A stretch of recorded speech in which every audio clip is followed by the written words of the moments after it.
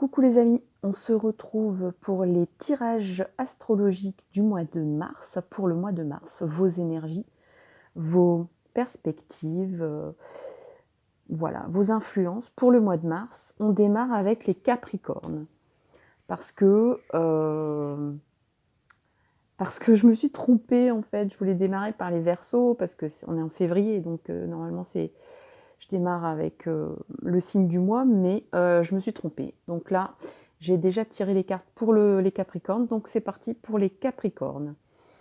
Alors, on a souffrir en silence. On a destinée. Et on a vérité. Alors, les Capricornes pour le mois de mars. Alors, les Capricornes, c'est toujours pas la joie.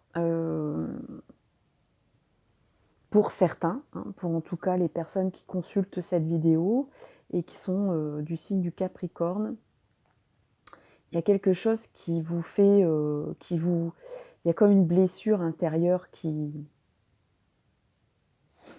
reste là, que vous ne révélez à personne, que vous vivez dans votre coin et sans communiquer là-dessus. Mais on voit le personnage quand même qui regarde le soleil au loin, qui a grimpé une montagne avec un bâton, donc ça n'a pas été facile. Mais cette personne, elle est en haut de la montagne, elle regarde l'horizon, elle regarde le soleil se coucher, se lever, on ne sait pas. En même temps, c'est la carte 9 aussi. Donc je pense qu'on est à l'achèvement de cette souffrance. On est à l'achèvement de cette souffrance. Et vous êtes quand même plutôt, vous redémarrez plutôt dans l'optimisme, dans l'espoir. L'espoir est toujours là. Et il y a des perspectives à l'horizon qui sont peut-être un peu loin.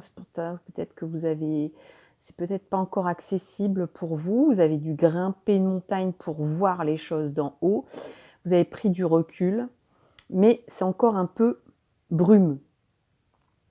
Mais au loin, il y a d'autres montagnes, il y a le soleil. On regarde au loin et on espère. Et on reste... voilà, on se dit, j'ai fait un chemin. Ce chemin n'a pas été facile. J'ai gravi la montagne. Il y a peut-être d'autres montagnes à gravir. Il y a peut-être encore du brouillard en bas. Mais en tout cas, là, pour l'instant, je suis en haut et je vois loin. Donc, vous savez qu'il y a encore du chemin à faire, mais il y a quelque chose en vue, en tout cas. On ne sait pas encore si c'est à moyen terme ou à long terme, ou à court terme, pourquoi pas. Mais en tout cas, il y a quelque chose en vue qui est quand même bien sympa parce qu'on a le soleil. Ici, on a la destinée. Donc, par rapport au chemin que vous avez gravi, parce que je pense que là, vous êtes à une étape vous avez déjà fait le plus gros du chemin, où vous êtes pratiquement à la fin, et vous savez qu'il fallait passer par là, parce que c'était votre destinée, un peu comme quand on fait un cursus scolaire presque, et qu'on sait qu'il y a des épreuves, qu'il faut passer ces épreuves, qu'on ne peut pas les éviter, et que une fois que ces épreuves seront passées, de toute façon, c'est quelque chose qui est nécessaire dans l'avancée de ses propres connaissances. Donc là, je parle plutôt des connaissances de l'âme, des connaissances personnelles, de l'avancée de votre existence, l'avancée de votre chemin spirituel. Ça dépend ce qui vous préoccupe. Mais en tout cas, on est quand même à une étape. Là, on passe de 9 à 10. Donc, c'était votre destin. C'est toujours votre destin. Et en tout cas, vous n'êtes pas trompé de chemin, même s'il y a du doute, même s'il y a de la difficulté, de la douleur. c'est votre destin, c'est comme ça, vous devez y passer par là. Et je pense qu'on est à la fin d'un cheminement. Donc on va passer au démarrage d'un autre. Ici, on a la carte de la vérité. Donc je pense que vous avez encore besoin de connaître certaines choses que vous n'avez pas encore en tête, ou que vous n'avez pas encore dans le cœur, ou que vous n'avez pas encore dans l'esprit. Alors on a un personnage un peu nébuleux qui regarde le ciel, qui nous tourne le dos et qui est en train de se peser en fait, hein. Il est dans une balance et il se pèse. Donc là, je pense à la pesée de l'âme dans le livre des morts égyptien, le parcours des âmes en Égypte pour atteindre la vie éternelle, donc pour atteindre un cheminement spirituel, un cheminement de ce qui reste après la mort. Donc bon, c'est un passage en fait.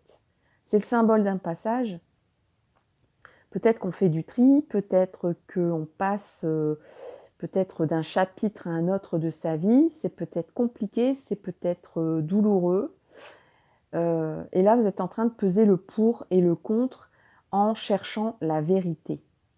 Votre propre vérité ou la vérité d'une personne. Peut-être que vous êtes en train aussi de peser l'âme de quelqu'un pour voir si cette personne, elle en vaut la peine ou pas, ou elle vaut toute la peine que vous avez subie ou que vous subissez encore. Donc c'est la quête de vérité en fait, hein. Vous êtes en quête de vérité encore. Et à l'issue de ça, eh ben, je pense que vous allez vous ouvrir un nouveau chemin, peut-être à un nouveau, vous allez peut-être muer, c'est-à-dire changer de peau, changer d'état d'esprit, être un petit peu plus dans la vérité que dans le paraître, par exemple, un petit peu plus dans l'authenticité.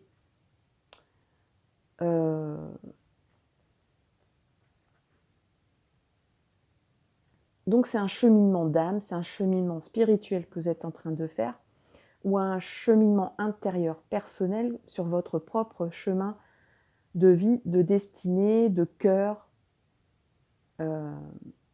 Donc le mois de mars, c'est la quête de vérité qui est primordiale pour vous, pour les Capricornes, dans ce jeu.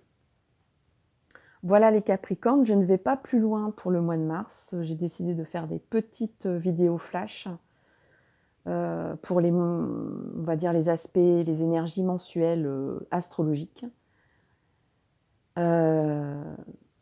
Voilà, dites-moi ce que vous en pensez. N'hésitez pas à commenter, liker, partager. Si vous connaissez des Capricornes dans votre entourage et que ça vous parle dans leur vie, dans leur cheminement. Je vous souhaite vraiment le meilleur pour votre mois de mars et je vous dis à très bientôt pour une nouvelle vidéo.